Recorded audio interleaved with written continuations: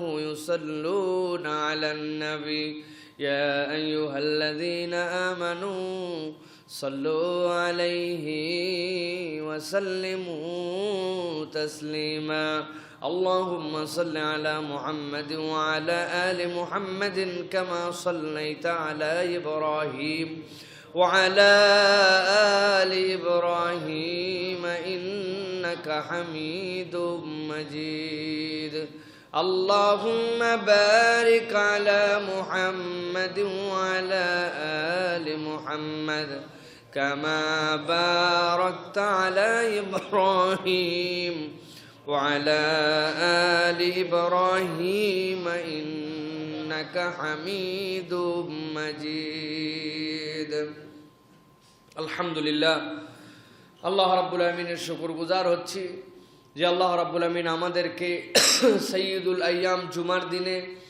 আল্লাহ রাব্বুল আলামিনের ঘরে আল্লাহ রাব্বুল আলামিনের দেওয়া বরকতময় মাসে সিয়াম পালন অবস্থাতে আমাদেরকে আল্লাহ রাব্বুল আলামিনের জিকিরের জন্য আগে ভাগে আসার বসার তৌফিক যোগ্যতা সুস্থতা মন মানসিকতা পরিবেশ পরিস্থিতি দান করেছেন সেই রব্বুল আলামিনের কাছে সর্বাগ্রে কালিমাতুশ শুকর আদায় করি সকলে পড়ছি আল্লাহ রব্বুল আলামিনের শেখানো বাক্যে আলহামদুলিল্লাহ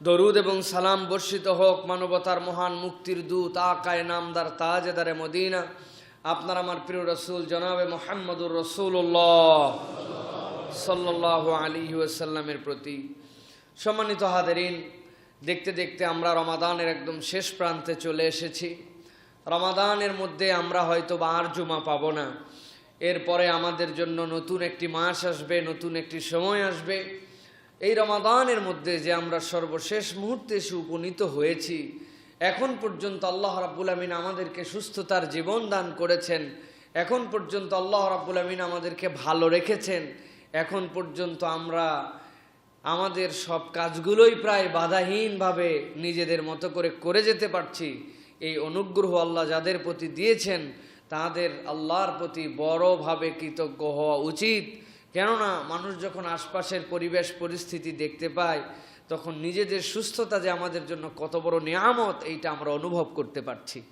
আমাদের হয়তোবা অনেকের এখন আয় কমে গেছে হয়তোবা আমাদের মধ্যে এখন অনেকের ব্যবসা বাণিজ্য খারাপ যাচ্ছে হয়তোবা মনের দুঃখ আছে যেতে চাইছিলাম দেশে যেতে পারি নাই যেখানে আছে সেখানে আমাদেরকে ঈদ করতে হচ্ছে হয়তোবা কেউ ঈদের বোনাস পাচ্ছেন অথবা পাচ্ছেন না হয়তোবা কারো কারো নানাবিধ অসুবিধা আমাদের রয়েই গেছে এটাই স্বাভাবিক কিন্তু সবগুলোকে ছাপিয়ে মনের দিক থেকে একটু চিন্তা করেন যে আল্লাহ কত মানুষ মরে গেল কত মানুষ অক্সিজেন পাইল না কত মানুষ হাসপাতালে সিট পাইল না কত মানুষের জানাজায় পরিবারের লোক একত্রিত হতে পারল না কত মানুষ মৃত্যুর সময় তার সন্তানরা তার কাছে যে একটুখানি দেখা করবে পারল না কত মানুষের কাছে অপর ভাই যে অন্য সময় কালেমার তালকিন দেয় যে পড়েন লা ইলাহা ইল্লাল্লাহ মৃত্যুর সময় এই সময়টুকু সেই ভাইয়েরা পেল না আজকে সেই জায়গাতে আমরা স্বাভাবিক জীবনযাপন করছি হয়তো অর্থনৈতিক কষ্ট কিছু বুঝছি হয়তোবা আনন্দের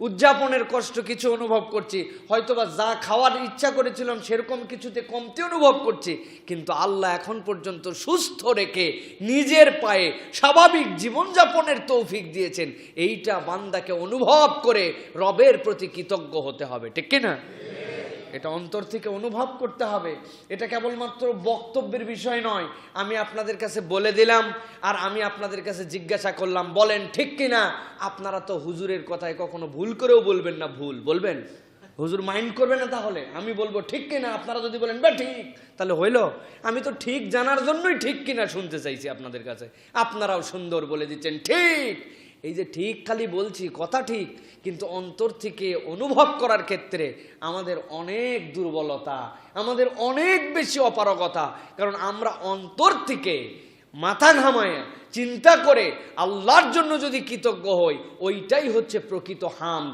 কেবল ঠোঁটের উচ্চারণের নাম হামদ নয় আমরা হামদটাকে ঠোঁটের উচ্চারণ বানাইছি আলহামদুলিল্লাহ মুখ দিয়ে বের হয়ে যাচ্ছে কিন্তু এই আলহামদুলিল্লাহর মিনিংটা কি এই আলহামদুলিল্লাহর ফিলিংসটা কি এই আলহামদুলিল্লাহর অনুভবটা কি এই আলহামদুলিল্লাহর ব্যাপকতাটা কি একটুখানি কল্পনা করলেই আমরা এখন পর্যন্ত, আমি তো বরাবর বলি, রব্বুল আলামিন আপনাকে, আমাকে, আমাদের দেশকে, আমাদের জনপদকে এখন পর্যন্ত যতটুকু ভালো রেখেছেন, এইটা কোনো হিসাব ক্যালকুলেশনে পৃথিবীর কেউ মিলাতে পারবে না।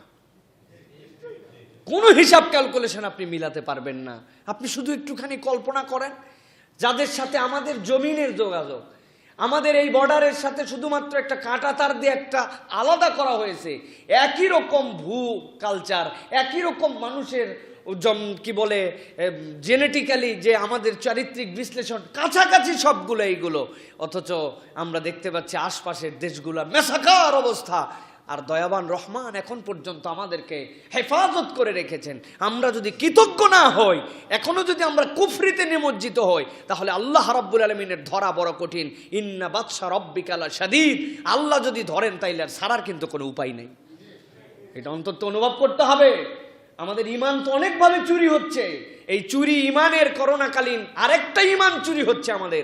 আমরা বুঝাচ্ছি, আমরা উপযুক্ত সময়ে করেছিলাম, উপযুক্ত সময়ে আমরা করোনার টিকা নেওয়ার সিদ্ধান্ত নিয়েছিলাম, অমুক সময়ে আমরা এই প্রণোদনা ঘোষণা করেছিলাম, তুমুক সময়ে আমরা এই স্বাস্থ্যবিধি জারি করছিলাম। এই জন্য আমরা সাফল্যের দিক থেকে আমরা করোনায় প্রতিরোধে প্রতিকারে আমরা এগিয়ে আছি। কতকগুলা গর্ধব এই ধরনের কথা বলছে, কতকগুলো এরা কারা? যাদের মধ্যে ন্যূনতম মাথার বোধ নাই, ন্যূনতম চিন্তা করার জায়গার ওয়াইডনেস নাই। ইসলাম আপনাকে সতর্ক হতে বলেছে, ইসলাম আপনাকে স্বাস্থ্যবিধি মানতে বলেছে, সরকারকে এইগুলা কাজের ক্ষেত্রে আল্লাহর পক্ষ থেকে জিম্মাদারি আছে, সে সবই করবে। কিন্তু আপনার বিশ্বাস রাখতে হবে, এইগুলা করেই যদি সব কিছু ঠেকানো যাইতো, তাহলে পৃথিবীর কতকগুলা দেশে এত কঠিন সিদ্ধান্ত নিয়েছিল, তাদের এখানে এরকম কিছু হওয়ারই কথা ছিল না, ঠিক কিনা? সেখানেও হয়েছে না? সেইগুলো দেশ মেসাকার অবস্থা পার করছে না? তো রব্বুল আলামিন আপনার আমার প্রতি অনুগ্রহ করে রেখেছেন। আপনাকে কৃতজ্ঞ হতে হবে যে আল্লাহ তুমি আমাদেরকে ভালো রাখতেছো। তোমার কাছে আমাদের ফরিয়াদ, আমাদেরকে এমন পরীক্ষা নিও না যেই পরীক্ষায় উত্তীর্ণ হওয়ার মতো কোনো যোগ্যতাই আমাদের নাই, কোনো যোগ্যতাই আমাদের নাই। প্রিয় ভাইয়েরা, আল্লাহ রাব্বুল আমিন আমাদেরকে বুঝ দান করেন, আল্লাহর কৃতজ্ঞ বান্দা হওয়ার তৌফিক দান করেন, বলেন আল্লাহুম্মা আমিন। সূরা নিসার একটা আয়াত আর সূরা আহজাবের একটা আয়াত আপনাদের কাছে সংক্ষিপ্ত সময় কিছু কথাবার্তা আমরা আজকের আলোচনায় আমরা জানা এবং বোঝার চেষ্টা করব। সাথে সাথে রমাদানের শেষ পর্বে যেগুলো আমাদের কতকগুলো শরঈ সম্মত বিধিবিধান সামনে আসছে, সেগুলোর উপরে আমাদের কিছু কথাবার্তা আজকে রাখার চেষ্টা করব। আল্লাহ রাব্বুল আমিন যেন আমাদের এই কথাগুলি বুঝে আমল করে আমাদেরকে দুনিয়া আখিরাতে কামিয়াব হওয়ার তৌফিক দান করেন, বলে আল্লাহুম্মা আমিন। আল্লাহ রাব্বুল আলামিন সূরা নিসার মধ্যে তাবৎ পৃথিবীর মানুষের জন্য আল্লাহ রাব্বুল আমিন একটা ডাক দিয়েছেন। আল্লাহ রাব্বুল আমিন ডাক দিয়ে বলছেন, ও দুনিয়ার মানুষ শোনো, ইয়া আইয়ুহান নাস, দুনিয়ার যত মানুষ আছো, মানুষ নামে যাদেরকে আমি আল্লাহ সৃষ্টি করেছি, আমি আল্লাহ রাব্বুল আমিন তোমাদেরকে বলছি, ইত্তাকু রাব্বাকুমুল্লাযী খলাকাকুম, তোমরা ওই রবকে ভয় করো, ওই রবের প্রতি তোমরা সতর্ক হয়ে চলো, ওই রবের হুকুমগুলা মানো, ওই রব যেগুলো নিষেধ করেছেন সেইগুলা থেকে বেঁচে থাকো। তিনি কোন রব? আল্লাহ বলছেন তিনি তো সেই রব আল্লাযী খলাকাকুম মিন নাফসিন ওয়াহিদা, তিনি তো তোমার সেই রব যেই রব তোমাদেরকে একটা প্রাণ থেকে সৃষ্টি করেছেন। তাবৎ পৃথিবীর মুফাসসিররা বলছেন সেই প্রাণ যেখান থেকে আল্লাহ রাব্বুল আমিন সৃষ্টি করেছেন তিনি হচ্ছেন সাইয়্যিদিনা আদম আলাইহিস সালাম। আল্লাহ বলছেন তুমি যেই কালচারের, যেই দেশের, যেই জনপদের যেমনই হও না কেন, তুমি যদি নিজের নাম মানুষ হিসেবে পরিচয় দাও, আমি আল্লাহ বলছি আমি রব্বুল আলামিন তোমার এই প্রাণটা প্রথম পুরুষ আদম আলাইহিস সালাম থেকে সৃষ্টি করেছি। আমার রব্বুল আমিন বলছেন ওয়া খালাকা মিনহা যাওজাহা, আর আমি আল্লাহ রাব্বুল আমিন ওই আদম থেকেই তার স্ত্রীকে সৃষ্টি করেছি। আব্দুল্লাহ ইবনে আব্বাস রাদিয়াল্লাহু তাআলা আনহু, বুখারীর একটা হাদিস যেটা আল্লাহর নবী বলেছেন, এইটা সাপোর্ট করে এই হাদিসের আলোকে আল্লাহর নবী বলছেন পুরুষের পাঁজরের হাড় থেকে আল্লাহ রাব্বুল আলামিন, আদমের হাড় থেকে আল্লাহ রাব্বুল আলামিন হাওয়া আলাইহিস সালামকে সৃষ্টি করেছেন। সেই হিসাবে প্রথম আদম আলাইহিস সালাম, সেখান থেকেই হাওয়া আলাইহিস সালাম, এরপরে সারা পৃথিবীতে আল্লাহ রাব্বুল আলামিন মানবকুলকে ছড়িয়ে দিয়েছেন। আল্লাহ বলছেন প্রথম প্রাণ যেই আল্লাহ সৃষ্টি করেছেন, ওই আল্লাহ যে মানব মণ্ডলীকে সৃষ্টি করলেন, তুমি যেই মানুষই হও না কেন, তোমার রব, তোমার স্রষ্টা হিসাবে আল্লাহ রাব্বুল আলামিন তোমাদের প্রতি হুকুম দিচ্ছেন, তোমরা আল্লাহকে ভয় করে চলো। আল্লাহ রাব্বুল আলামিন এরপরে বলছেন, কেবলমাত্র এই প্রথম পুরুষ, প্রথম নারী, যাদের থেকে যেই প্রাণ থেকে আল্লাহ রাব্বুল আলামিন তোমাদেরকে সৃষ্টি করলেন, করার পরে ওয়াবাসা মিনহুমা রিজালান কাসীরান ওয়া নিসা, আল্লাহ বলছেন এরপরে অজস্র অজস্র পুরুষ, অজস্র অজস্র নারী আল্লাহ রাব্বুল আলামিন পুরা পৃথিবীর মধ্যে ছড়িয়ে দিলেন, তোমাদেরকে সৃষ্টি করলেন। সেই রব্বুল আলামিন তোমাদের জন্য নির্দেশনা দিচ্ছেন, তুমি যদি তোমার রবকে প্রকৃত অর্থেই অনুভব করতে পারো, আল্লাহ বলছেন ওই রবের হুকুমগুলাকে মেনে চলা আমি আল্লাহ তোমাদের জন্য দায়িত্ব করলাম। দুনিয়ার যত মানুষ এসেছে, দুনিয়াতে যত মানুষ আসবে, তাকে স্বীকার করতে হবে যে সাইয়্যিদিনা আদম আলাইহিস সালাম থেকে আল্লাহ একটা প্রাণ সৃষ্টি করেছিলেন মানুষ নামে, ওই মানুষ থেকে আমরা সৃষ্টি। আমরা কোনো বানর থেকে, কোনো বিবর্তন থেকে আমরা সৃষ্টি নয়, বরং আমাদের সৃষ্টির শুরুই মাখলুকের শ্রেষ্ঠ আশরাফুল মাখলুকাত মানুষ হিসাবে, অরিজিন হিসাবে আল্লাহ আমাদেরকে সৃষ্টি করেছেন। সুবহানাল্লাহ। এটা আমাদের ঈমান, এটা আপনাকে পরিপূর্ণভাবে বিশ্বাস করতে হবে যে মানুষ কোনো বিবর্তন থেকে আসে নাই, আল্লাহ মানুষ হিসাবেই মানুষকে সৃষ্টি করেছেন। কেবল সৃষ্টি করেন নাই আল্লাহ রাব্বুল আলামিন, আল্লাহ একমাত্র সৃষ্টি, খলাকাল্লাহু আদামা বিয়াদিহি, একমাত্র সৃষ্টি যেটাকে আল্লাহ রাব্বুল আলামিন নিজের হাতে সৃষ্টি করেছেন। সুবহানাল্লাহ। এই যে আমাদের চেহারা, এই যে আমাদের অবয়ব, এইটা বড় দামি একটা রূপ। কেন? কারণ আল্লাহ পৃথিবীতে যা কিছু সৃষ্টি করেছেন, ইযা আরাদা শাইআন ইয়াকুলু লাহু কুন ফায়াকুন, আল্লাহ বলেছেন হও, আল্লাহ যে খেয়াল পেশ করে বলেছেন সেই খেয়ালে সেটা হয়ে গেছে। আল্লাহ চাইলে মানুষকেও ভাবে বানাইতে পারতেন, কিন্তু মানুষের আদি পিতা সাইয়্যিদিনা আদম আলাইহিস সালামকে আল্লাহ নিজে যত্ন করে জান্নাতের মধ্যে সৃষ্টি করে নিজে ফুৎকার দিয়ে রূহ দিয়েছেন তাকে। সুতরাং মানুষের এই যে চেহারা, এই চেহারার ক্ষেত্রে এই জন্য বলা হয় এই চেহারাটা আল্লাহ রাব্বুল আলামিন আদমের যে নিজের ছাঁচে নিজের হাতে বানাইছেন, পুরা পৃথিবীর মানুষের এই মুখ, এই চেহারা, এইটা আল্লাহর বরকত, এটা আল্লাহর পরোক্ষভাবে সেই আদমের সৃষ্টি তত্ত্বের থেকে আল্লাহর হাত দিয়ে তৈরি আমাদের এই চেহারাগুলা। সুবহানাল্লাহ। এটা আল্লাহর হাতের তৈরি, এটা এত সহজ বিষয় নয়, এটার অনুপমতা আছে, এটার নিখুঁতত্ব আছে। আল্লাহ রাব্বুল আলামিন বলছেন এটাকে আমি অনুপম করেছি। কিরকম অনুপম? সূরা ৩-এর তাফসীর পড়ে দেখবেন আপনারা।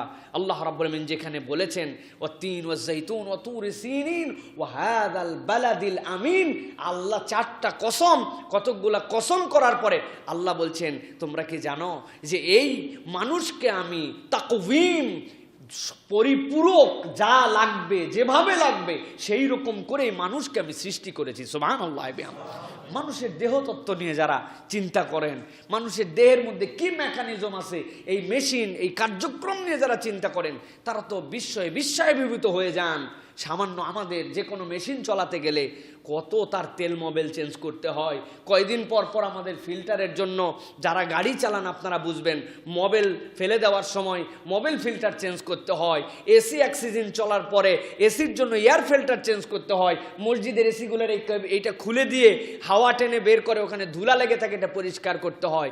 কিন্তু একটা মানুষ 60-70 বছরে তার শরীরের লক্ষ লক্ষ লক্ষ লক্ষ লিটার পানিকে তার শরীর থেকে পরিশোধক করে কিডনি 2টা বের করে দিচ্ছে, আপনাকে ছেঁকে ছেঁকে ফিল্টার করছে। কোনোদিন কিডনির ফিল্টার পরিষ্কার এবং পরিবর্তন করার প্রয়োজন পড়ছে নাকি আমাদের? নষ্ট হইলে এমন জিনিস যে পরিবর্তন তো দূরের কথা, মানুষ জীবনই শেষ হয়ে যায়।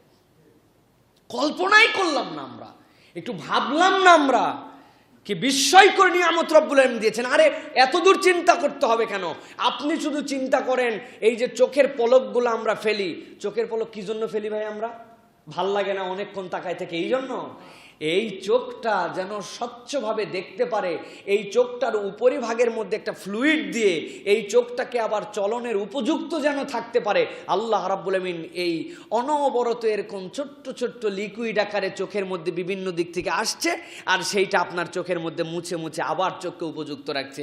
একটা মানুষ, বিজ্ঞানী একজন ডেনমার্কের, উনি বলেছেন একটা মানুষ যতবার তার হায়াতের 50 বছরের জীবনে এই যে চোখটা পলক ফেলে আর চোখের যে লিকুইডটা দিয়ে চোখটাকে আল্লাহ রাব্বুল আলামিন স্বচ্ছ রাখেন, এইটা কেনা যদি লাগতো তাহলে ওই মানুষের জীবনের 1/4 আয় এইটার পিছনে ব্যয় করে দিতে হতো।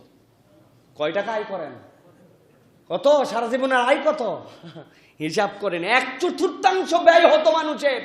এইটা এত দামি মেটেরিয়ালস আল্লাহ রাব্বুল আলামিন, এত দামি ফ্লুইড এর মধ্যে রব্বুল আলামিন দিয়েছেন। খাচ্ছি আমরা অনবরত, আমাদের জারক রসগুলো এই যে গাল থেকে বেরিয়ে যাচ্ছে, পেটের মধ্যে আছে। কি খাওয়ার, তাড়াতাড়ি খা, তাড়াতাড়ি খা, সময় নেই, এখন গাড়ি ছেড়ে দিবে, মসজিদে যাওয়া লাগবে, আর 1 মিনিট 26 সেকেন্ড, ওরে জোরে অর্ধেক চিবানো অর্ধেক না চিবানো, গিলে পানি খেয়ে নিলাম, পেটের মধ্যে চলে গেল। বাথরুম করার সময় খেয়াল করে একটু দেখেন মাঝে মাঝে যে বাথরুমে যেভাবে খাইছিলেন ওইভাবে বেরোচ্ছে না এইগুলো একদম ডাস্ট হয়ে তারপরে একটা আকারে বেরোচ্ছে। কি হয় পেটের মধ্যে? পেটের মধ্যে যাওয়ার পরে এই যে টক্সিনগুলো আমাদের পেটের মধ্যে নিক্ষেপ করা হয়, সেই টক্সিনগুলো পেটের মধ্যে যাওয়ার পরে তার কাজ কি? এইটাকে মুন্ডু বানানো, কেবল মুন্ডুই বানানো। এরপর আল্লাহ রাব্বুল আলামিন নির্ধারিত একটা নারীর চ্যানেল রেখেছেন, ওর মধ্যে দিয়ে দিয়ে যখন যায়, আপনি খেয়েছেন রসগোল্লা, স্বাদ ছিল মিষ্টি, আপনি খেয়েছেন কাঁচামরিচ, বোম্বাই মরিচ ঝাল, আপনি খেয়েছেন লবণ, আপনি খেয়েছেন তেঁতুল, আপনি খেয়েছেন করল্লা ভাজি, সবগুলো পেটের মধ্যে যাওয়ার পরে আল্লাহ রাব্বুল আলামিন অদ্ভুত কতকগুলা মেকানিজম দিয়ে ওইটার থেকে যখন বের হয়ে এক ভাণ্ডতে যে সব রস জড়ো হয়েছে, কতকগুলা টক্সিনের মধ্যে নিক্ষেপ করার পরে সবগুলোকে আল্লাহ সুগারে রূপান্তর করে দিয়েছেন। আমাদের পেট তো প্রকৃতার্থে এক একটা সুগার ফ্যাক্টরি। একটু যদি আবার বেশি হয়ে যায় তখন আবার ইনসুলিন দিয়ে সেই সুগার লেভেল কমানো লাগে আমাদের জন্য। রব্বুল আলামিন কি মেকানিজম দিয়ে রেখেছেন! কোনোদিন যার ডায়াবেটিস হয় নাই সে বুঝবে না এটার দাম কত। যার একবার ডায়াবেটিস হয়েছে, খাবারের দিকে তাকানোর পরে সে বুঝতে পারে যে আমার শরীরের এই সিস্টেমটার দাম কত। কি যাদেরকে ওষুধ খেতে হয় সকাল বিকাল, আর নিয়ম করে খেতে হয়, মেপে খেতে হয়, গায়ের মধ্যে ইঞ্জেকশন নিতে হয়, ইঞ্জেকশনের দাম দিয়ে ইঞ্জেকশন কিনতে হয়, তখন বুঝতে পারে যে এটা কি অদ্ভুত মেকানিজম রব্বুল আলামিন দিয়েছেন। ওই যে সুগার তৈরি হলো, পুরা শরীরের মধ্যে এনার্জি সাপ্লায়ার হিসেবে সেটা চলে যাচ্ছে। এই যে অদ্ভুত মেকানিজম, এইটা আল্লাহ রাব্বুল আলামিন বলছেন লাকাদ খালাকনাল ইনসানা ফি আহসানি তাকওয়িম, আমি মানুষকে এত অনন্য করে সৃষ্টি করেছি। আমি আল্লাহ বলছি, ওইটা প্রথম মানুষ আদম আলাইহিস সালামেরটা আমি নিজে হাতে তৈরি করেছি। তার সন্তান হিসাবে পরোক্ষভাবে প্রত্যেকটা বনি আদমের আল্লাহর হাতের ছোঁয়ার সেই রূপকথা নিয়ে সে চলাফেরা করছে। আমি আল্লাহ এই জন্য বলছি, তুমি তোমার রবকে চিনে সেই রবকে ভয় করো, সেই রবকে। আল্লাহ অপর জায়গায় এটা আবার হুমকি দিয়ে রাখছেন। আল্লাহ বলছেন, তুমি যদি ভয় না করো, তুমি হয়তো ভাবছো দুনিয়ার বুকে তুমি কথাটা শুধু মুখ দিয়ে বলো, তাই না? আমরা কথা তো মুখ দিয়ে বলি শুধু। আল্লাহ রাব্বুল আলামিন বলছেন এমন একটা দিন আসবে, আল ইয়াউমা নাখতিমু আলা আফওয়াহিহিম ওয়া তুকাল্লিমুনা আইদিহিম ওয়া তাশহাদু আরজুলুহুম বিমা কানু ইয়াকসিবুন। এমন দিন তোমার সামনে আসবে যেদিন ওই যেটা দিয়ে কথা বলতে ওইটাই বধির, আর বাকি সবগুলা চালু। যেটা দিয়ে বলতে ওইটা অক্ষম, যেগুলো বলতো না সেটা সক্ষম। কি কলমবাজি করছো তুমি! তোমার ওই হাত, ওই কলমবাজির হিসাব তখন আল্লাহর সামনে হাজির করে দিবে যে আল্লাহ, একজনের নামে এজহার লিখছিলাম, ওই এজহারের মধ্যে কি কি বানায়া বানায় আমি লিখছিলাম। আল্লাহ রাব্বুল আলামিন ওই দিন ওই 2 নখ দিয়ে বলাই দিবেন। বলাবেন না আল্লাহ? আল্লাহ রাব্বুল আলামিন ওই দিন আপনার নখ দিয়ে ওই কথা বলাই দিবেন। পেটের মধ্যে কি কি খাইছিলাম, ওইটা কি হারাম না হালাল ছিল, ওইটা খাওয়া উচিত না অনুচিত ছিল, আপনাকে বলতে হবে না, আপনার পেট ওই দিন আল্লাহর কাছে সাক্ষ্য দিয়ে দিবে। ঠিক কিনা? আপনি গিয়েছিলেন এক জায়গায়, যাওয়ার আল্লাহর নিষেধ ছিল, কেউ দেখে নাই, ঘুটঘুটে অন্ধকার, কিন্তু আপনার পা বলবে আল্লাহ বলো কি, এতই ফেব্রুয়ারি এতটা এত মিনিট এত সেকেন্ডের সময় আমি ওই পাওয়ার বডিরে নিয়ে ওই জায়গায় হাজির করছিলাম, ও বললেই হবে নাকি? পা তখন আপনার আমার বিপক্ষে সাক্ষ্য দিবে, কারণ আল্লাহ রাব্বুল আলামিন এইগুলার স্রষ্টা হিসাবে সৃষ্টি করেছেন এবং সেইটার হিসাব নেওয়ার ক্ষমতা আল্লাহ নিজের কাছে রেখেছেন। আল্লাহ রাব্বুল আমিন এই জন্য বলছেন ওয়াত্তাকুল্লাহাল্লাযী তাসাআলুনা বিহি ওয়াল আরহাম, ইন্নাল্লাহা কানা আলাইকুম রাকিবা। আল্লাহ বলছেন, ও দুনিয়ার মানুষ, তোমরা বরাবর আল্লাহকে ভয় করো, যেহেতু আল্লাহর কাছে তোমরা জিজ্ঞাসিত হবে। তাসাআলুনা, তোমাদেরকে আল্লাহর কাছে জবাবদিহি করতে হবে। আর সবচেয়ে বেশি আল্লাহকে ভয় করার পরে আরেকটা বিষয়ে ভয় করো, আল আরহাম। তোমাদেরকে রব্বুল আমিন যে সৃষ্টি করলেন, করার পরে রব্বুল আমিন তোমাদেরকে বিভিন্ন গোত্রে বিভক্ত করেছেন, বিভিন্ন পরিচয়ে বিভক্ত করেছেন, বিভিন্ন ধরনের ধারা উপধারা কালারে তোমাদেরকে আলাদা করেছেন। কিন্তু এইগুলা মানুষের মধ্যে কতকগুলা মানুষের সাথে রক্তের সম্পর্ক দিয়ে দিয়েছেন, পিতার দিক দিয়ে রক্তের সম্পর্ক হয়ে গেছে। কতক মানুষকে বিবাহ করা যাবে, কতক মানুষকে বিবাহ করা যাবে না। কিন্তু এই বিবাহ করা যোগ্য বা অযোগ্য যাই হোক, এই মানুষগুলা যে রেহেমের সম্পর্ক, এই মানুষগুলার যে আত্মীয়তার সম্পর্ক, আল্লাহ বলছেন যারা আল্লাহকে ভয় করে আর আল্লাহর কাছে জবাবদিহি করতে হবে এই আশাটা করে, সেই মানুষগুলার জন্য আল্লাহর আরেকটা বড় নির্দেশনা, তোমরা তোমাদের আত্মীয়তার সম্পর্কগুলাকে সমুন্নত রাখো। আত্মীয়তার সম্পর্ক, নিজেদের মধ্যে যে আত্মার বন্ধন, আল্লাহ বলছেন এটা খুব দামি একটা নিয়ামত, এইটাকে তোমরা অবহেলা করো না। আল্লাহর কাছে এই বিষয়ে তোমাদেরকে জিজ্ঞাসিত হতে হবে। আমরা আমাদের সম্পর্কের ক্ষেত্রে এখন আপন আপন স্বার্থে আমরা নিমজ্জিত হয়ে আত্মীয়দের আমাদের কোনো চিন্তাও নাই, চেতনাও নাই, আত্মীয়তার সম্পর্কও নাই। অনেকে গর্ব করে বলে, আরে কিসের ফুফাতো ভাই মামাতো ভাই, এইগুলোর তো এখন চিনি না, দেখলে চিনবই না। সেই ছোটবেলায় আম্মা গল্প করছিল, মানে উনি এইটা গর্ব করে বলে যে উনার পরিচয় নাই, উনি চিনে না আত্মীয় স্বজন, উনার ভাই বেরাদাররা উনি চিনে না। আল্লাহ বলছেন খবরদার এরকম নয়। আল্লাহ বলছেন তোমাদের জন্য ওয়াত্তাকুল্লাহাল্লাযী তাসাআলুনা বিহি ওয়াল আরহাম ইন্নাল্লাহা কানা আলাইকুম রাকিবা। তোমরা যেগুলো কাজ করো সেই কাজের খবরদারি আল্লাহর কাছে আছে, এই জন্য তোমরা তোমাদের আত্মীয়তার সম্পর্ককে সমুন্নত রাখো। প্রিয় ভাইয়েরা, আমাদের জন্য এ রমাদান যে শাহরুল মুআসাত, এই রমাদান যে আপনার আমার জন্য যে নিয়ামত নিয়ে এসেছে, সেটার অনন্য একটা নিয়ামত হচ্ছে আপনার আমার জন্য রমাদান হচ্ছে একটি সুসম্পর্ক গঠনের, সহমর্মিতা, অপরের প্রতি ভালোবাসা দেখানোর একটা মাস হচ্ছে রমাদান। আমি মাঝে মাঝে বলি, আমাদের সমাজে মানুষজনের ডাক নাম থাকে না ভাই? সুন্দর সিরাজুল ইসলাম নাম, কিন্তু ডাক নাম দিছে ধলু, যেহেতু একটু ফর্সা ধলু, এরকম বলে না ভাই? অমুক আছে আব্দুল গফফার, কিন্তু ডাক নাম দিছে তার কালু, আছে না? আমাদের এরকম আছে। আবার মানুষের নাম যাই হোক অনেক বড় হয়ে গেছে, কিন্তু বাপ মারা তার আদর করে বাবু ডাকছে, ওই বাবু নামই তার হয়ে গেছে। এই যে আমাদের নিকনেমের কালচার আছে, এইটা আমাদের অনেকের মধ্যে এইটা আছে। আল্লাহ রাব্বুল আলামিন রমাদানের নাম একটা নিকনেম রাখছেন রসুলের দ্বারা। রমাদানেরও একটা ডাক নাম আছে। রমাদানের ডাক নামটা কি? রমাদানের ডাক নাম হচ্ছে শাহরুল মুআসাত। মুআসাত মানে কি? সহমর্মিতার মাস। এটা রমাদানের আদর করে আল্লাহর নবী ডাক নাম দিয়েছেন, সুবহানাল্লাহ। রমাদানের ডাক নাম কি? শাহরুল মুআসাত। মুখস্থ করেন, শাহরুল মুআসাত। মুআসাত মানে সহমর্মিতা, অপরের প্রতি আপনার আদর, অপরের প্রতি আপনার ভালোবাসা, অপরের প্রতি আপনার হৃদয়ের আকর্ষণ, অপরের প্রতি আপনার দুঃখে শেয়ার, অপরের প্রতি আপনার অন্তরের নম্রতা, এইগুলো যদি রমাদানের মধ্যে আপনি অনুভব করতে পারেন, তাহলে বুঝবেন আপনার রোজা, আপনার রমাদান আপনার জীবনে প্রভাব পড়ছে। আর রমাদানে যদি আপনার শরীর, আপনার কথাবার্তা, আপনার আচরণ, কেউ চাইলে কারো কাছে গেলে আপনার যদি আর উগ্রতা হয়, বুঝবেন এই রমাদান আপনার আমার জীবনে কোনো এফেক্ট ফেলতেছে না, এইটা কেবল হাউ হাউ আর না খাওয়ার মাস বানায় পার করতেছে আমরা। প্রিয় ভাইয়েরা, এই জন্য অন্তর থেকে আমাদের অনুভব করতে হবে রমাদান হচ্ছে সহমর্মিতার মাস।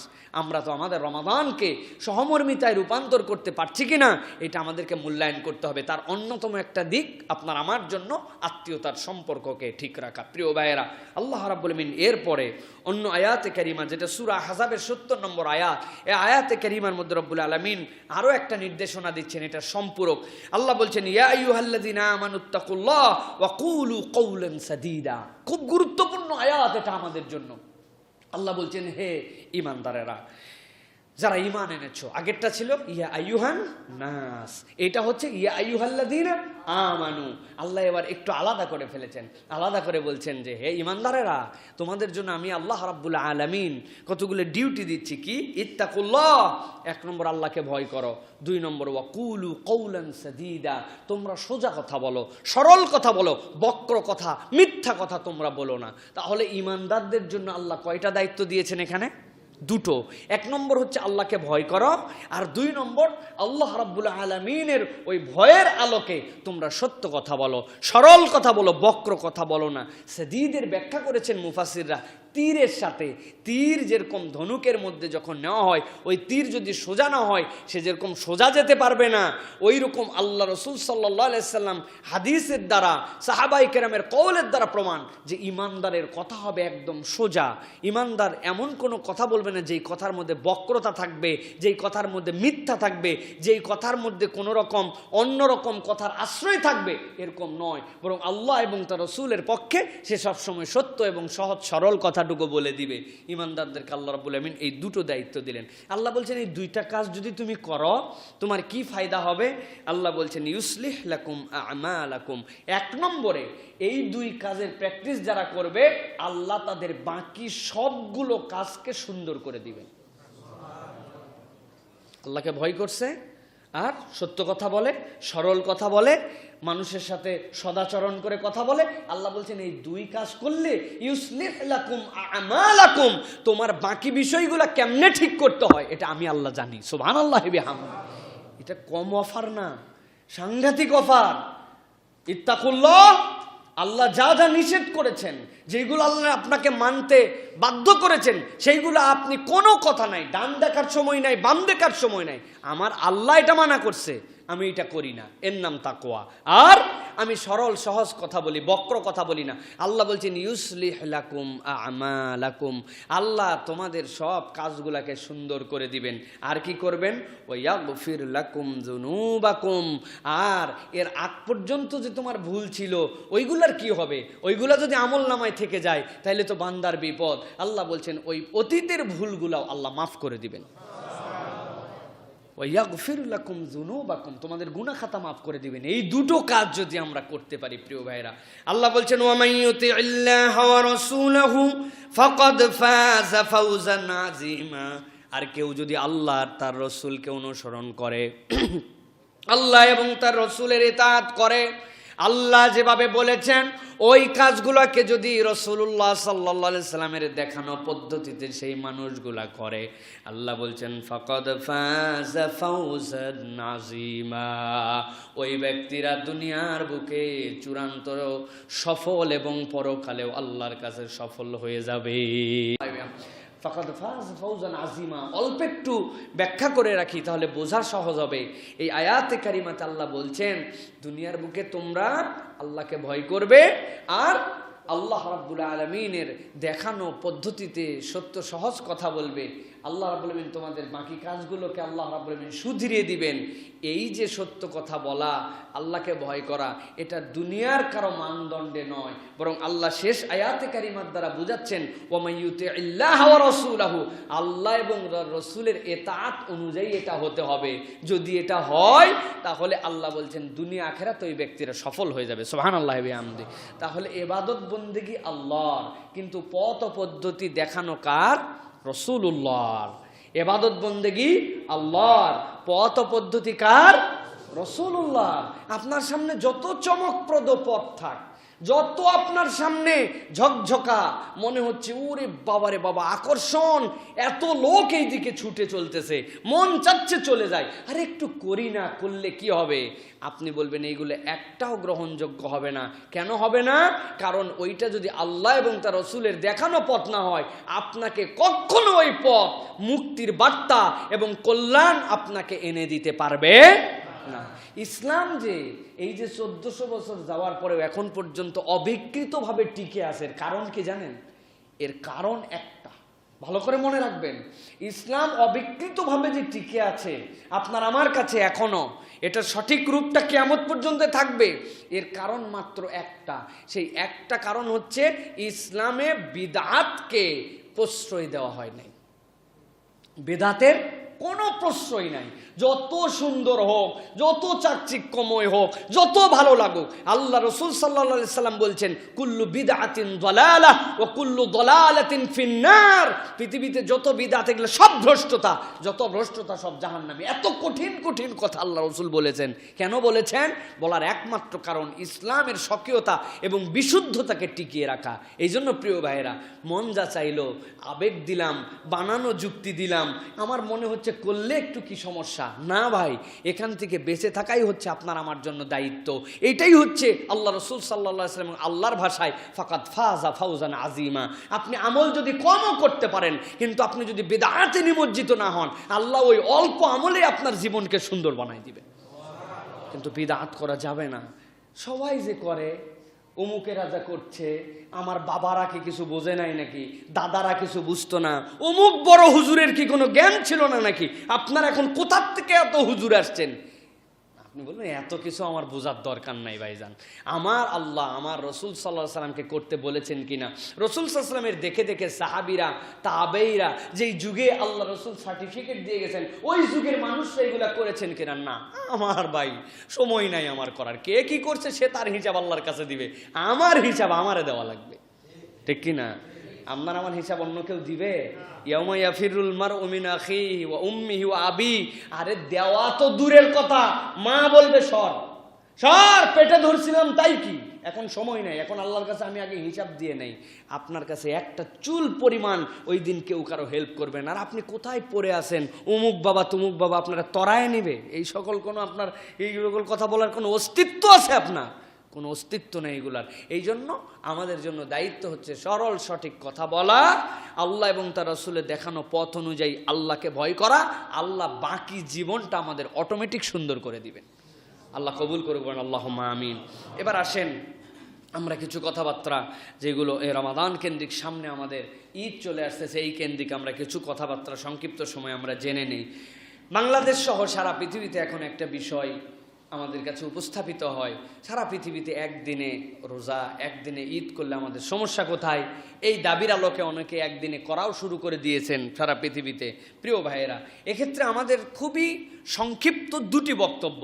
একটা বক্তব্য হচ্ছে রাসূলুল্লাহ সাল্লাল্লাহু আলাইহি সাল্লাম থেকে, রাসূল আরবি সাল্লাল্লাহু আলাইহি সাল্লাম বলেছেন আল ফিতরু ইয়াউমা ইফতিরুন নাস ওয়াল আদহা ইয়াউমা ইউদাহিন নাস। রাসূল বলেছেন ওই দিনেই তোমরা ঈদ করো রমাদানের, ওই দিনেই তোমরা ঈদ করো কুরবানির, যেই দিন মানুষেরা তোমাদের জনপদের করে। সুতরাং এই হাদিসের আলোকে অধিকাংশ মানুষ তার দেশের যে চাঁদ, সেই চাঁদ দেখে যে ঈদ করে, আল্লাহ রাসূল সাল্লাল্লাহু আলাইহি ওয়াসাল্লামের নির্দেশনা হচ্ছে এই রাষ্ট্রের অধীনে থেকে ওই রাষ্ট্র ব্যবস্থা, ওই রাষ্ট্রের যারা জনগণ, তাদের সাথে ঈদ করা, এটা আমাদের জন্য দায়িত্ব। অন্য হাদিসের মধ্যে রাসূলুল্লাহ সাল্লাল্লাহু আলাইহি ওয়াসাল্লাম বলছেন আন-নাহরু ইয়াউমা ইয়ানহারুল ইমাম ওয়াল ফিতরু ইয়াউমা ইফতিরুল ইমাম। যেদিন ইমাম তথা রাষ্ট্রপ্রধান তোমাদের জন্য নহর করবেন তথা কুরবানি করবেন, সেই দিনই তোমাদের কুরবানি। আর যেই দিন তিনি রমাদানের ঈদ পালনের ঘোষণা দিবেন, সেই দিনই তোমাদের জন্য কি বলে রমাদানের ঈদ।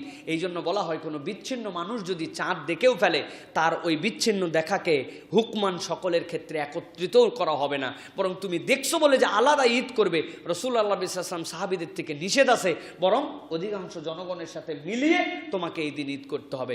এখানে কিছু লজিক এবং কিছু যুক্তির কথা আসবে। যেরকম আমরা বলতে পারি একটা কথা, যে আমাদের আগের দিনে চাঁদ ওঠে শাওয়ালের, পরের দিনে আমরা ঈদ করি, তাই না? কতটুক সময় পাই? সর্বোচ্চ আমরা 12 ঘন্টা পাই। মাগরিবের পরে চাঁদ ওঠে, এরপরে আমরা ফজরের পরে আমরা ঈদুল ফিতরের সালাত আদায় করি। সুতরাং এই জায়গাতে কিন্তু খুবই সংক্ষিপ্ত সময়। এই জায়গাতে চাইলেও এই সময়টাকে বাড়িয়ে অন্য দেশের আশপাশে রাসূলুল্লাহ সাল্লাল্লাহু আলাইহি ওয়াসাল্লামের যখন যে জামানায় ছিলেন মানুষকে জানানো সম্ভব ছিল না।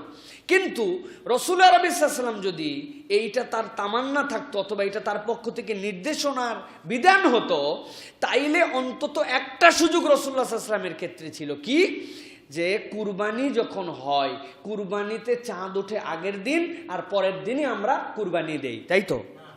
তাই কুরবানির চাঁদ ওঠে একদিন, তার 10 দিন পরে যে আমরা কুরবানি দেই, ঠিক কিনা? তাহলে মদিনাতে রাসূলুল্লাহ সাল্লাল্লাহু আলাইহি ওয়াসাল্লাম যদি চাইতেন যে মদিনায় চাঁদ দেখা গেছে, অন্তত আশপাশের ইরাক, ইয়েমেন, জর্ডান, আশপাশের যে সকল দেশ আছে জাজিরাতুল আরবে দ্রুতগামী ঘোড়া যদি পাঠায় দিতেন, আশপাশের 200-500 কিলোমিটার এই 10 দিনে যে জানাই দেওয়া যেত যে মদিনায় চাঁদ উঠছে, তোমরা এই দিন কিন্তু কুরবানি করো। রাসূলুল্লাহ সাল্লাল্লাহু আলাইহি ওয়াসাল্লাম, সাহাবীরা এরকম কোনো প্রচেষ্টাই করেন নাই। যেহেতু 10 দিন সময় পাওয়ার পরেও এইটা করেন নাই, বরং রাসূল বলে গেছেন আন-নাহরু ইয়াওমা ইয়ানহারুল ইমাম ওয়াল ফিতরু ইয়াওমা ইফতিরুল ইমাম। ইমাম যেই দিন ঘোষণা দিবেন সেই দিন তোমরা ঈদ করবে, সেই দিন কুরবানি করবে। সেই হিসাবে আমরা বলবো এই যে অন্য দেশের সাথে মিলিয়ে নিজের দেশের অধিকাংশ জনগণকে ছাপিয়ে ঈদ করা, এইটা ইসলামী চেতনার পরিপন্থী। তবে এখানে একটি বক্তব্য আছে, মহাজাগতিক এখন যে জ্যোতির্বিজ্ঞান সেটা অনেক এগিয়েছে, সেই ক্ষেত্রে চাঁদের উদয়স্থল, কোন দেশ থেকে কোন সময় চাঁদ দেখা যাবে, এইটা কিন্তু বিজ্ঞানীরা এখন অনেকাংশেই বলতে পারেন তাদের এই বড় বড় টেলিস্কোপ দিয়ে। তারা সেই ক্ষেত্রে যদি মুসলিম উম্মাহ একত্রিত হয়, মুসলিম রাষ্ট্রপ্রধানগণ সবাই মিলে যদি ওআইসিতে বড় বড় যারা এই ধরনের বিজ্ঞানী আছেন, ওলামায়ে কেরাম আছেন, তাদেরকে নিয়ে বসেন, তারা যদি একটা সম্মিলিত সিদ্ধান্ত মুসলিম বিশ্বের জন্য দেন, তখন আমরা এটা অ্যাকসেপ্ট করে নিতেও পারি। এটা যে একদম রুদ্ধ, এই ইস্তেহাদের জায়গা নেই এরকম বলবো না, কিন্তু যতক্ষণ পর্যন্ত ইস্তেহাদ হচ্ছে না, আপনি ক্ষুদ্র একটা জনগোষ্ঠীর মধ্যে থেকে এই কাজ যদি করেন, এটা দৃষ্টিকটু। তারপরেও বলবো যদি কেউ এরকম করেন, তারা ইস্তেহাদ করেন, তাহলে হয়তোবা তাদের ইস্তেহাদের ক্ষেত্রে গলত থাকতে পারে অথবা ঠিক হতে পারে। তাদেরকে যে আবার একবারে বাতিল বলে দেওয়া, তাদের কিছুই হচ্ছে না, তারা ইসলাম থেকে খারিজ হয়ে গেছে, এটাও কিন্তু আমাদের জন্য বাড়াবাড়ি, এটাও আমরা বলবো না। তবে রাসূলুল্লাহ সাল্লাল্লাহু আলাইহি ওয়াসাল্লামের এই নির্দেশনা এবং এই যুক্তিগুলোর আলোকে বোঝানো যায় যে এইটাই আমাদের জন্য নিরাপদ। যেই রাষ্ট্রে থাকবো ওই রাষ্ট্রের যারা দায়িত্বশীল থাকবেন, অধিকাংশ মানুষ যেদিন ঈদ করবেন, এটা উম্মার ঐক্যের স্বার্থে, ইমানদার ভালোবাসার স্বার্থে আমাদের সেই দিনেই ঈদ উদযাপন করা উচিত। অন্য রাষ্ট্র, অন্য দেশের সাথে ঈদ উদযাপন করা আমাদের জন্য সম্পূর্ণ ঠিক নয়। এটা গেল 1 নম্বর ইস্যু। এরপরে আমাদের জন্য রয়েছে, সামনে আমাদের জন্য ঈদ চলে আসছে। সেই ঈদের ক্ষেত্রে আমরা যদি কিছু সুন্নাহ প্র্যাকটিস করি, তাহলে ইনশাআল্লাহ আমাদের জীবনে কতগুলো বরকত হবে। একজন মানুষ যখন ঈদের রাতের চাঁদ উঠে যাবে, এই চাঁদ দেখা থেকে ঈদের সালাত যাওয়া পর্যন্ত 8টা মৌলিক সুন্নাহ তার জীবনে বাস্তবায়ন করলে ঈদ উদযাপনও হবে, রাসূলুল্লাহ সাল্লাল্লাহু আলাইহি ওয়াসাল্লামের সুন্নাহও তার জীবনে বাস্তবায়ন হবে। তার জন্য ঈদের রাতের থেকে 8টা সুন্নাহর প্রথম সুন্নাহ, বাংলাদেশের সবচেয়ে অবহেলিত সুন্নাহ, রেডিও এবং টেলিভিশনের কাছে সমর্পিত সুন্নাহ, সেটি হচ্ছে চাঁদ দেখা এবং তার জন্য দোয়া করা। আমরা রেডিওতে কি বললো, টিভিতে খবর নিয়ে তো চাঁদ দেখা গেছে কিনা, আমরা নিজেরা চাঁদ দেখার আগ্রহ নাই, চাঁদ দেখতে যাই না, অথবা মানসিকভাবে এটা আমরা হারিয়ে ফেলছি। এটা আমাদের জন্য উচিত নয়। বরং রাসূলুল্লাহ সাল্লাল্লাহু আলাইহি ওয়াসাল্লাম সাহাবীদেরকে নিয়ে চাঁদ দেখতে যাইতেন। কেউ যদি নিয়ত করে যে আমার নবী চাঁদ দেখতে গিয়েছেন, আরে ইসলামিক ফাউন্ডেশনের চাঁদ দেখা কমিটি তো দেখবেই, টিভিতে তো আমরা জানতেই পারবো রিপোর্টে, কিন্তু আমিও একটু চাঁদ দেখার নিয়তে বেরোলাম, তাহলে রাসূল সাল্লাল্লাহু আলাইহি ওয়াসাল্লামের একটি সুন্নাত পুনরুজ্জীবিত করার সওয়াব ওই ব্যক্তির আমলনামায় যুক্ত হবে। চাঁদ দেখার পরে কি বলতে হবে? একটা দোয়া আছে, আল্লাহ রাসূল সাল্লাল্লাহু আলাইহি ওয়াসাল্লাম শিখিয়েছেন, আল্লাহু আকবার, আল্লাহুম্মা হিল্লাহু আলাইনা বিল আমনি ওয়াল ঈমান ওয়াস সালামাতি ওয়াল ইসলাম ওয়াত তাওফীক লিমা ইউহিব্বু রাব্বুনা ওয়া রাব্বুকাল্লাহ। আল্লাহর কাছে আপনি বলবেন আল্লাহু আকবার চাঁদ দেখার পরে, আল্লাহ মহান, আল্লাহুম্মা আহিল্লাহু আলাইনা বিল আমনি ওয়াল ঈমান ওয়াস সালামাতি ওয়াল ইসলাম। হে আল্লাহ, এই যে চাঁদটা উদিত হলো, এই চাঁদের মধ্যে তুমি আমাদেরকে নিরাপত্তা দাও, এই চাঁদের মধ্যে তুমি আমাদেরকে বরকত দাও, ঈমানে বরকত দাও, আমানে বরকত দাও। এরপরে কি বলছেন? ওয়াত তাওফীকু লিমা ইউহিব্বু রাব্বুনা ওয়া রাব্বুকাল্লাহ। আর আল্লাহর তৌফিক ছাড়া তো কিছুই হয় না, নিশ্চয় ওই চাঁদের রব আল্লাহ, আমার রব আল্লাহ। আল্লাহ তোমার সন্তুষ্টি আমরা চাই। যদি আপনি এই পুরাপুরি দোয়াটা নাও পারেন, ভাবধারায় যদি আল্লাহর কাছে বলেন আল্লাহু আকবার, আল্লাহ তুমি আমাকে এই চাঁদের মধ্যে নিরাপত্তা দাও, ঈমানে নিরাপত্তা দাও, শারীরিক নিরাপত্তা দাও, এই চাঁদের মধ্যে আমার আমলে বরকত দান করো। হে চাঁদ, তোর রব আল্লাহ, আমার রব আল্লাহ, আল্লাহ তুমি আমাদের প্রতি সন্তুষ্ট হও। এইটুকু বলতে পারবো না ভাবার্থ? আর এই দোয়াটা শেখাও খুব কঠিন না, এটা 1 নম্বর আমল। এইটা যদি আমরা করি, একটা সুন্নত পুনরুজ্জীবিত করা, এবং ওই চাঁদ দেখা না পারলেও গেছি আমরা চাঁদ দেখতে, একটা সোয়াব আপনার আমার আমল নামায় হবে। সুবহানাল্লাহ। তাহলে এটা 1 নম্বর। 2 নম্বরে ঈদের চাঁদ দেখার পরে তাকবীর বলা। আমাদের যে তাকবীরটা আমরা জানি যে এই কি বলে, আমরা কুরবানির ঈদে বিশেষ করে আল্লাহু আকবার লা ইলাহা ইল্লাল্লাহ আল্লাহু আকবার লিল্লাহিল হামদ, এই তাকবীরটা মৃদু মৃদু কণ্ঠে বলা। এক্ষেত্রে কোরআন আমাদেরকে নির্দেশনা দিচ্ছে। আল্লাহ বলছেন ওয়ালিতুকাম্মিলুল ইদ্দাতা ওয়ালিতুকাব্বিরুল্লাহ আলা মা হাদাকুম ওয়া লাআল্লাকুম তাশকুরুন। আল্লাহ যে তোমাদের ইদ্দত পূর্ণ করালেন, আল্লাহ রাব্বুল আলামিন তোমাদের যে সময়গুলোকে অতিবাহিত করালেন, এর শুকরিয়া স্বরূপ তোমরা আল্লাহর তাকবীর বলো। সুতরাং 2 নম্বর আমল হবে মৃদু মৃদু কণ্ঠে ওই ঈদের নামাজে যাওয়া পর্যন্ত আল্লাহর এই তাকবীর বলতে থাকা।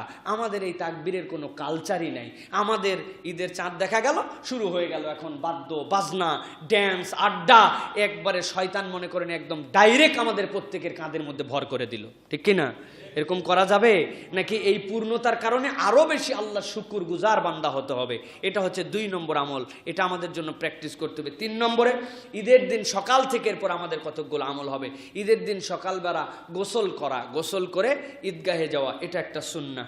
এরপরে নতুন বা সুন্দর পোশাক পরা। আপনার সাধ্যের মধ্যে সবচেয়ে সুন্দর পোশাকটা পরে যাচ্ছেন, এখানে কোনো তাকওয়া দেখানোর জায়গা নাই। আমি ছেঁড়া কাপড় পরে আমি ঈদগাহে চলে যাচ্ছি, এটা মনে হয় আমার তাকওয়া না। রাসূলুল্লাহ সাল্লাল্লাহু আলাইহি ওয়াসাল্লাম আপনার যেই কাপড়টা সবচেয়ে সুন্দর, সবচেয়ে পরিষ্কার, নতুন হলেও ভালো, না হলেও হতে পারে, কিন্তু সুন্দর পোশাক পরে আপনার ঈদগাহে যাওয়া। এরপরে সুগন্ধি ব্যবহার করা, আতর লাগানো, সুগন্ধি লাগানো, এটা আপনার আমার জন্য একটা সুন্নাহ। এরপরে রাসূলুল্লাহ সাল্লাল্লাহু আলাইহি ওয়াসাল্লাম রমাদানের ঈদে যখন যাইতেন তখন সকালবেলা মুখ মিষ্টান্ন করে যাইতেন। আপনি 2 কি 3টে খেজুর, 1টা খেজুর অথবা কিছু সেমাই ফিন্নি যেটা আমাদের বাড়িতে থাকে, এইটা খেয়ে ঈদগাহে যাওয়া, না খেয়ে নয়। রোজার ঈদে খেয়ে আপনার জন্য যাওয়া। এরপরে রাসূলুল্লাহ সাল্লাল্লাহু আলাইহি ওয়াসাল্লাম বলেছেন ফিতরা আদায় করে যাওয়া। নতুন কিছু টাকা পয়সা পকেটের মধ্যে আপনি নিয়েছেন, কেন? ঈদের নামাজের পরে অনেক মিসকিনরা আমাদের কাছে হাত পাতবে, ফিতরার টাকা 50 করে সুন্দর করে দিলেন। প্রিয় ভাইয়েরা, এইটা যদি করেন এটা একটা সাধারণ দান হবে, আপনার ফিতরা আদায় হবে না। আপনাকে ঈদের মাঠে যাওয়ার আগে ফিতরা আদায় করে দিতে হবে, এটা একটা সুন্নাহ।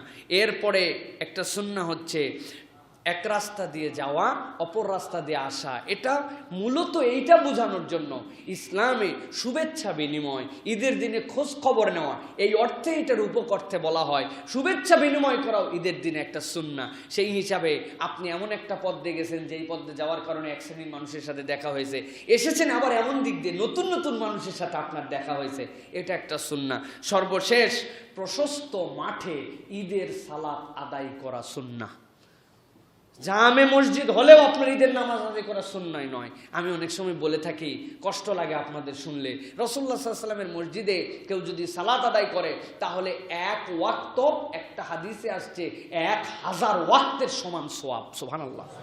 মসজিদে নববীতে 1 সিজদা 1000 সিজদার সওয়াব। একবার সুবহানাল্লাহ 1000 সুবহানাল্লাহ সমান সওয়াব। রাসূলুল্লাহ সাল্লাল্লাহু আলাইহি ওয়াসাল্লাম তো এই ফজিলত জানতেন না, জানতেন? যদি নবীজি জানতেনই তাহলে ঈদের নামাজটা কি জন্য মসজিদে নববীতে না পড়ে বাহিরে গেলেন? একটা ঈদ পড়লে 1000 ঈদের সওয়াব। নবীজি জানতেন না? না, নবীজি জানতেন। সেই নবী করিম সাল্লাল্লাহু আলাইহি ওয়াসাল্লাম বেরিয়ে যে দূরে সালাত আদায় করেছেন, জনগণ যেন সবাই একত্রিত হয়ে সালাত আদায় করতে পারে। আমাদের দুর্ভাগ্য, আমরা আমাদের সমাজকে এমনভাবে বিল্ড আপ করেছি, না আছে এই কমিউনিটির জন্য কোনো মাঠ, না আছে এই কমিউনিটির জন্য কোনো ঈদগাহ, কিচ্ছু নাই আমাদের জন্য। আমরা সব জায়গায় ঘর বাড়ি বানায়া যেমনি ইচ্ছা তেমনি ডেভেলপ করে ফেলছি। এই জন্য প্রশস্ত মাঠে ঈদের সালাত আদায় করাও সুন্নাহ। সাধ্যের মধ্যে থাকলে মসজিদে নয়, আপনি যাবেন মাঠে, যে সালাত আদায় করবেন একটা সুন্নাহ আদায় হবে। তবে আবার ফতুয়া বাইর করে ফেলেন না কেউ, মসজিদে নামাজ আদায় করা ঈদের নাজায়েজ। এটা বলছি আমি, নাজায়েজ নয়, বরং সুন্নাহ হচ্ছে মাঠে সালাত আদায় করা। তাহলে মনে থাকবে ইনশাআল্লাহ, চাঁদ দেখা 1 নম্বর, দোয়া করা 2 নম্বর, এরপরে ঈদের আগের রাত্রের থেকে ঈদগাহ যাওয়া পর্যন্ত তাকবীর বলা, গোসল করে যাওয়া, এরপরে ঈদের দিনে সুন্দর পোশাক পরা, সুগন্ধি লাগানো, কিছু খেয়ে যাওয়া, ফিতরা আগেই আদায় করা, সাধ্যের মধ্যে থাকলে এক রাস্তা দিয়ে যাওয়া, আরেক রাস্তায় আসা, ঈদগাহে যে ঈদের সালাত আদায় করা। এই সুন্নাতগুলো যদি আমরা সুন্নত পালনের নিয়তে, আমার নবী করেছেন অথবা আমি করছি, আল্লাহ রাব্বুল আলামিন ইনশাআল্লাহ আপনার আমার জীবনে একটা বরকত দান করবেন, বলেন আল্লাহুম্মা আমিন। এরপরের ইস্যু হচ্ছে ঈদের পরবর্তীতে আপনার আমার জন্য রাসূলুল্লাহ সাল্লাল্লাহু আলাইহি ওয়াসাল্লাম থেকে একটা দামি সুন্নতের কথা বলা আছে। রাসূল বলছেন, মান সামা রমাদানান সুম্মা আতবাআহু সিত্তাম মিন শাওয়ালিন কানা কাসিয়ামিদ দাহর। সহিহ মুসলিমের হাদিস। আল্লাহ নবী বলছেন, কেউ যদি রমাদানের সিয়াম পালন করে, এরপরে যদি 6টা রোজা শাওয়ালের মধ্যে পালন করে, সে যেন পুরো বছরের সিয়াম পালন করল। সুবহানাল্লাহি বিহামদিহি। এত দামি নিয়ামত এইটা। দেখেন আল্লাহ রাসূল সাল্লাল্লাহু আলাইহি ওয়াসাল্লাম আপনার আমার জন্য অনেকগুলা কারণে এইগুলা নিয়ামতের কথা বলে গিয়েছেন।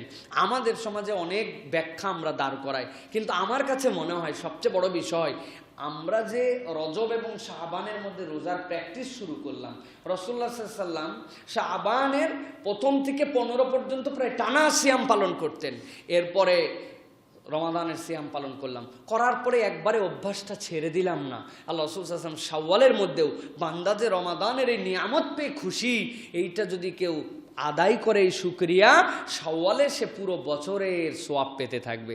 অনেকে তো ক্যালকুলেশনে মিলায় 30 রোজায় 10 দিয়ে গুণ দিলে 300, আর 6টারে 60 দিলে 360, এই পুরা বছর মিলাই ফেলি।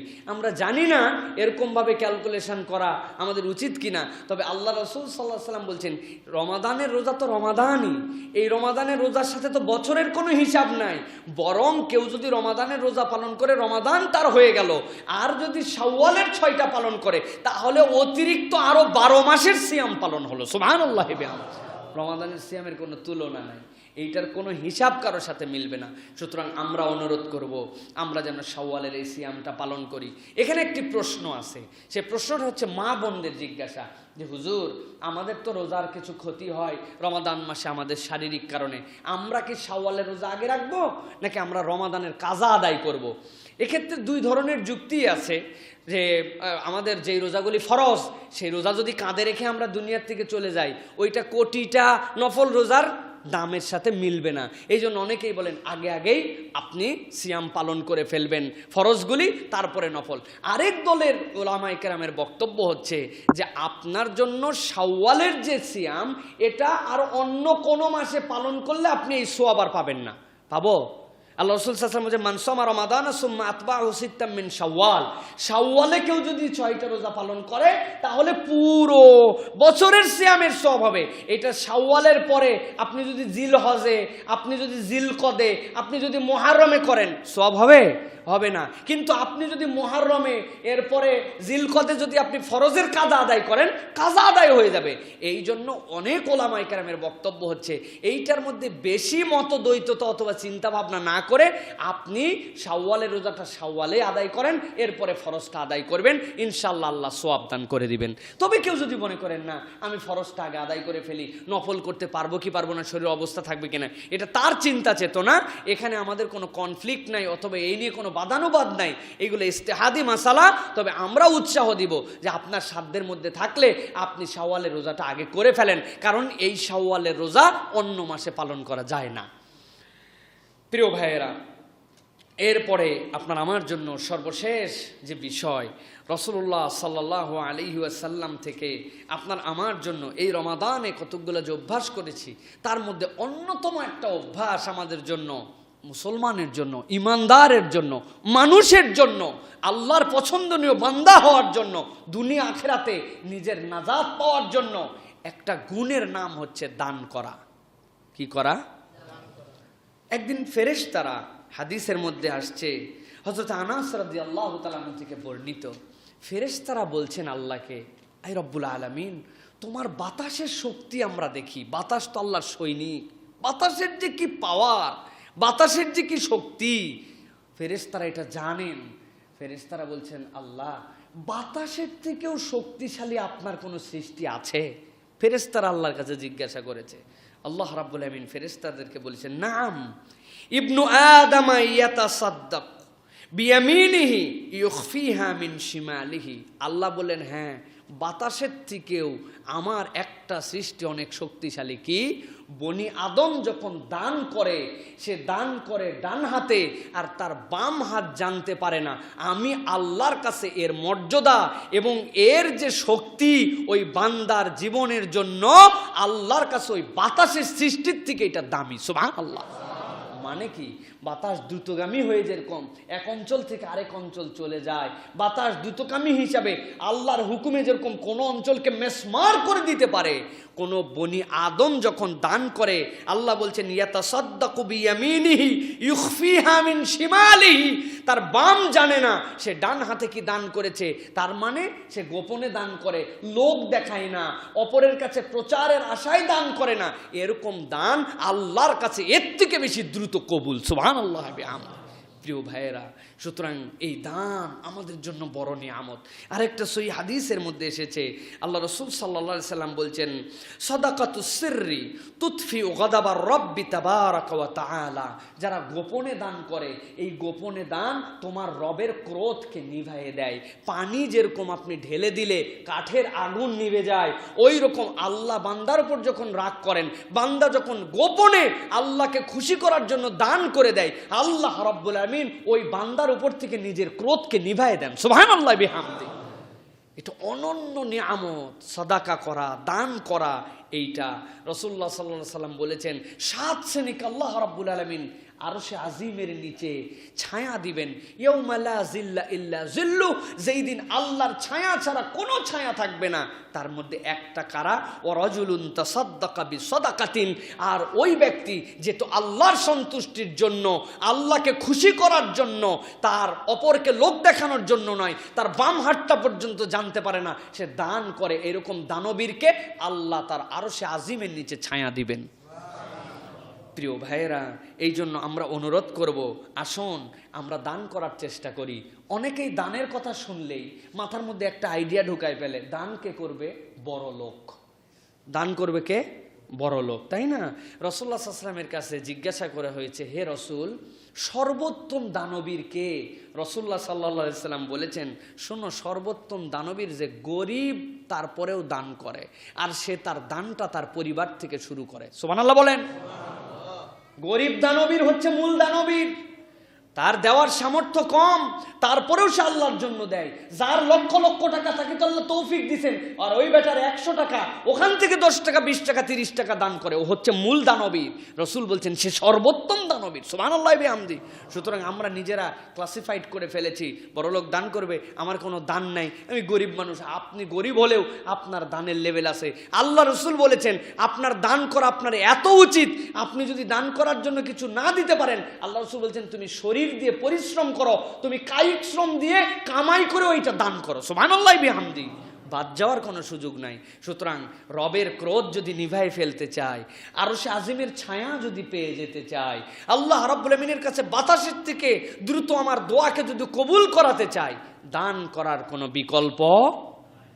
আজকে পুরো মানবতা কি কঠিন অবস্থা পার করছে, আপনি একটু হিসাব করেন, করে করে আপনি একটু খোঁজ খবর নিয়ে নিয়ে আপনি একটু দান করেন। রব কিন্তু কিয়ামতের দিনে জিজ্ঞাসা করবেন, ভিখারি গিয়েছিল তবদারে, তুমি কি তাকে খাওয়াইছিলে? সে বলবে, আল্লাহ তুমি রহমান, তুমি দয়াবান, তুমি আমার দরবারে আমার ঘরে আসছো, আমি তোমারে কেমনে আমি খাওয়াবো? বলে তোমার দরবারে যে ওই যে ভিখারিটা গিয়েছিল, অভাবী লোকটা গিয়েছিল, ওরে খাওয়াইলেই আল্লাহরে খাওয়ানো হইতো। প্রিয় ভাইয়েরা, আপনি খোঁজ খবর নেন একটু, আমরা একটু খোঁজ খবর নেই, আমরা একটু মানবিক মানুষ হওয়ার চেষ্টা করি। যেই লোকটার কাছে আমি চুল ছাঁটতাম, আচ্ছা ওই লোকটা এই অবস্থায় কেমন আছে? যেই মানুষটার কাছে বরাবর ঈদের জামা কাপড় আমারটা, আমার বউয়েরটা, আমার বাচ্চাদেরটা বানাতাম, এই বছর তো বানাচ্ছি না, যাক ঈদের জামা কাপড় নিব না, কিন্তু সেই লোকটা কেমন আছে? যেই লোকটা আমাদের বাড়িতে কাজ করতো, এখন পরিস্থিতির কারণে কাজ করতে পারছে না, সেই মানুষটা কেমন আছে? আচ্ছা এই মানুষটা আগে টিউশনি করতো সম্ভবত, এখন তো দেখি স্কুলও খোলা নাই, কলেজও খোলা নয়, টিউশনিও নাই, ওই মানুষটা কেমন করে চলছে? এই লোকটার এই দোকান, এই গার্মেন্টসে, এই প্রতিষ্ঠানে চাকরি করতো, এখন তো তার চাকরি নাই, লকডাউন মকডাউন অমুক তমুকে তার বন্ধ আছে, বলেও না আমার কাছে। এই ভাইটা কি করছে? আপনি যদি মানবিক মানুষ হন, এরকম করে দুয়ারে দুয়ারে, নিজে ফোনে ফোনে, কাছে যেয়ে যে ব্যক্তিগত যোগাযোগে একটা মানুষের মুখে যদি আপনার দান দিয়ে হাসি ফোটাতে পারেন, আপনি নিশ্চিত থাকতে পারেন আরশে আজিমের মালিক ওই দিন আপনার জন্য তার আরশের নিচে একটু ছায়ার ব্যবস্থা করে রেখে দিবেন। সো আমাদেরকে এই কালচার করতে হবে প্রিয় ভাইরা, একটু খোঁজ খবর নিতে হবে। একটু সামনে ঈদ আসছে, কেবল আমি আমার ঈদটাই উদযাপন করে ফেলছি এরকম জানি না হয়। আপনি একটু খবর নেন। রিক্সাওয়ালা ভাই আগে তো যে ভাড়া পাইতো 700, 800, 1000 টাকা ভাড়া পাইতো, এখন 300-400 টাকার জমা দেওয়ার পরে, গ্যারেজ ভাড়া দেওয়ার পরে ওর অবস্থাটা কি একটু আদর করে যে জিজ্ঞাসা করেন, কি খবর ভাই, ভালো আছেন, কেমন চলছে? আরে বলেন না, নিঃসংকোচে বলেন কি অবস্থা। আমারও যে খুব ভালো অবস্থা তা না, আমি যে আপনার 1000 টাকা দিতে আসছি তা না। শুনি না, শোনার পরে চুপ করে 100 টাকা, 200 টাকা, 500 টাকা হাতে ধরায় বললেন, এইটা দিয়ে কিন্তু অন্য কিছু করবেন না। বাড়িতে যাওয়ার সময় বাবুদের জন্য একটু গোশ কিনে নিয়ে যান তো ভাই। কতদিন যে সে গোশটা কিনতে পারে নাই, 1 কেজি গোশ 550-600 টাকা দাম। কতদিন যে সে একটু লাচ্চা কিনতে পারে নাই, আর 1 কেজি নর্মাল চালের দাম তার 50 টাকা 60 টাকা কিনতে ত্রাহি ত্রাহি। তার বাসায় কোথার থেকে পোলাওয়ের চাল আসবে? আপনি যদি এরকম 1-2টা মানুষকে আপনার দান দিয়ে, আপনার সহানুভূতি দিয়ে, আপনার ভালোবাসা দিয়ে হাসি ফুটাই দিতে পারেন, আপনার জীবনের হাসিটা জান্নাতে ফুটে যাবে ইনশাআল্লাহ। আমরা পারবো তো ইনশাআল্লাহ প্রত্যেকে। আর খবরদার নিজের মধ্যে এই ভাবনা আনবেন না বড় লোকের কাজ এটা না। আমি যদি গরিব হই, আমার অর্থনৈতিক সক্ষমতা যদি কম হয়, আমি সর্বোত্তম দানকারী, কারণ আমার সামর্থ্যের মধ্যে থেকে আমি আল্লাহকে দেখাইছি। সুবহানাল্লাহ। আল্লাহ আমাদেরকে তৌফিক দান করুক, বলেন আল্লাহুম্মা আমিন। আজকের কথা যেটি, রমাদান আমাদের কাছ থেকে বিদায় নিচ্ছে, একটু মূল্যায়ন করতে হবে। এই রমাদানকে কি আমরা বিশ্বাসের সাথে বিদায় দিচ্ছি নাকি বিশ্বাসঘাতকতার সাথে? আরে রমজানের সাথে আবার বিশ্বাসঘাতকতা কেমন করে হয়? বিশ্বাসঘাতকতার সাথে বিদায় নাকি বিশ্বাসের সাথে বিদায়, এটা মূল্যায়ন করার সময় আপনার আমার শেষের দিকে এসেছে। যেই মানুষটা রমাদানে 5-7টা অনন্য গুণে গুণান্বিত হয়েছিল, রমাদানে একটা মানুষ বলতে পারবে না যে সে রোজাদার কিন্তু সে আল্লাহ রাব্বুল আলামিনের জন্য একটু ভালো কাজ করে নাই। এরকম মানুষ নাই, তার মনটাই ভালোর দিকে একটু মাইল হয়েছে। রমাদান কোরআন পড়তে জানে, 1 পাতা 1 খতম কোরআন পড়ে নাই, এরকম মানুষ নাই। রমাদান ফরজ সুন্নাত এরপরে কিছু তারাবি, কিছু তাহাজ্জুদ, কিছু কিয়ামুল লাইল করে নাই, এরকম মানুষ নাই। রমাদান একটু দান তাকে করতে শিখিয়েছে। রমাদান চোখের গুনাহ এখন করতে পারি নাকি? আরে আমি রোজা আছি, এখন চোখ দিয়ে গুনাহ করা যায়? রমাদান আরে আমি এখন গান শুনতে পারি নাকি? নাউজুবিল্লাহ। আপনার অন্তরের মধ্যে ফিলিংস হয়েছে, যদি ভুলও করেন আপনার অন্তরটা আবার সারা দিয়েছে। তার মানে রমাদানকে বিশ্বাস করে, তার একটা বিশ্বস্ত বন্ধু হয়ে আমরা রমাদানকে কাটানোর চেষ্টা করেছি। ভুল হলেও আমরা রিয়েলাইজ করেছি, ইস আজকে এটা করলাম না, করা উচিত ছিল রে, লোকটারে গালি দিয়ে দিলাম, নাউজুবিল্লাহ। আসলে তো রোজা থেকে গালি দেওয়ার কথা ছিল না, তাও গালি দিলাম। তার মানে আপনার অন্তরের মধ্যে ফিল হয়েছে যে এটা আমার করা উচিত নয়। এখন রমাদান চলে গেল, পরের দিন থেকেই নামাজ বাদ, পরের দিন থেকেই এমনভাবে আপনার জীবনে ব্যাক করলেন আপনি যে আগের থেকে বেশি খারাপের মতো অবস্থা। আগে আপনি যা করতেন এখন তাই করতেছেন। কোরআন শরীফ একবারে তাকের উপরে 1 বছরের জন্য তুলে রেখে দেওয়া হলো, এর দান খয়রাত বন্ধ করে দেওয়া হলো, মুখ চালু হয়ে গেল, মিথ্যা জারি হয়ে গেল। এরকম যদি আমাদের হয় তাহলে রমাদানকে আমরা বিশ্বাসঘাতকতার সাথে আমরা বিদায় দিচ্ছি, যে এতদিন তোমারে পাইছিলাম, সুন্দর নড়াচড়া করে রাখছি, আসলে আমি একটা বিশ্বাসঘাতক, তোর যে মেয়াদ শেষ, এখন তোরে আমি আর গুনি না, পাত্তা দেই না, এরকম হয়ে যাবে। প্রিয় ভাইরা, এই জন্য আল্লাহ রাব্বুল আলামিন কোরআনুল কারীমের একটা আয়াত দিয়েছেন, সূরা নাহাল 92 নম্বর আয়াত। আল্লাহ একটা বুড়ির সাথে উদাহরণ দিচ্ছেন। আল্লাহ বলছেন, ওয়ালা তাকুনু কাল্লাতী নাকাদাত গাজলাহা মিন বা'দি কুওয়াতিন আনকাসা। আল্লাহ বলছেন ওই রকম হয়েও না, এমন এক বুড়ি, তার কাছে অনেক সুতা আছে, সে সুন্দর করে সুতাগুলা পাকায়া পাকায়া কাঠিমের মধ্যে জড়ো করছে, করার পরে কি করছে, সব জড়ো, এখন ওইটা দিয়ে বুনানোর কাজে দেন, যে কাজে দেন সেই কাজে করতে পারবে। কিন্তু বাদা কুওয়াতিন আনকাসা, সবগুলা গুছানোর পরেও এমন এলোমেলো করছে যে আগে তো জড়ো করছিল, এখন এলোমেলোর ঠেলায় নতুন করে আর কাঠিমে ওইটা ঢুকানোই যাবে না, সে সব বরবাদ করে দিছে। তোমরা এইরকম পাগলামো করো না, কারণ আমরা যে সুন্দর করে এখন গুছিয়ে এনেছি আমাদের জীবনটা, এইটা যদি সামনে আমরা অব্যাহত রাখতে পারি, সামনে আমরা নিয়ত করব প্রত্যেক মাসে সোমবার বৃহস্পতিবার, না পারলেও আইয়ামে বীজের সিয়ামগুলো পালন করব। রমাদান আমাকে সিয়াম শিখাইছে, বাকি মাসগুলোতে আমি একটু একটু, রমাদান আমাকে রেগুলার কোরআন শরীফ পড়ানো শিখিয়েছে, আমি বাকি মাসগুলোতেও আমি একটু একটু করে কোরআন তেলাওয়াত করব। রমাদান আমাকে অন্যায় দেখার থেকে বিরত রেখেছে, বাকি মাসগুলোতে আমি সেই কাজের দিকে এফোর্ট দেব। রমাদান আমাকে দান করতে শিখিয়েছে, বাকি সময়টুকু আমি দান করার ক্ষেত্রে অগ্রগামী হব, ভালো মানুষ, আল্লাহ ভীরু মানুষ হয়ে চলব। রমাদান আমাকে এমন একটা জিনিস শিখিয়েছে, কোনো কিছু আমাকে সেটা শিখাতে পারে নাই। আমার সামনে খাবার ছিল, বাথরুমে ধরার লোক ছিল না, কেউ দেখার মানুষ ছিল না, তারপরেও আমি এক ঢোক পানি পর্যন্ত খাই নাই। ছাতি ফেটে গেছে, জিহ্বা শুকিয়ে গেছে, চোখ দিয়ে ধোঁয়া ধোঁয়া দেখছি, তারপরেও একটু কিছু খাই নাই। কেউ ছিল না, কেবল আল্লাহকে সাক্ষী রেখে ভয় করে এই কাজ করেছিলাম। রমাদান চলে গেছে, সিয়াম এখন নাই, কিন্তু সেই আল্লাহ আছেন, সেই আল্লাহ দেখেন, সেই আল্লাহ এখনও ওই রমাদানের না খাওয়া যেরকম দেখছেন, বাকি কাজগুলোও দেখেন। আমার সামনের কাজগুলো ওই ফিলিংসে হবে। এটা হচ্ছে বিশ্বাসের সাথে রমাদানের বিদায়। আমরা এই মূল্যায়নটা করে আগামীর পথগুলোকে সাজায় নিয়ে আমরা যেন চলতে পারি। আল্লাহ যেন তৌফিক দান করেন, বলেন আল্লাহুম্মা আমিন। ওয়া আখির দাওয়ানা।